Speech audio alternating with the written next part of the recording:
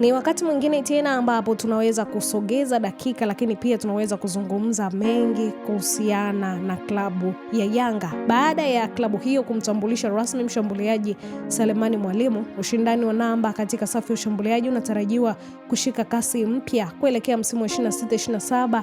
Usajili huu unampa kocha mkuu wigo mpana zaidi ya kuchagua kikosi chake cha kwanza. Kuingia kwa Mwalimu kunaifanya Yanga kuwa na hazina ya washambuliaji watano wenye viwango vya juu wanaoweza kucheza eneo la kati. Nyota wanaounda safari hiyo ni kama ifuatavyo: Peter Shalulile, Selemani Mwalimu, Hussein Mihambo, Cheick Tua, lakini Clement Mzize. Uzoefu na mfumo wa kocha mpya, Selemani Mwalimu anarejea katika soka la Tanzania akiwa na uzoefu wa kutosha baada ya kudumu Simba kwa mkopo aliyetokea Wydad ya Morocco, anayejua vizuri pressure na ushindani wa ligi kuu.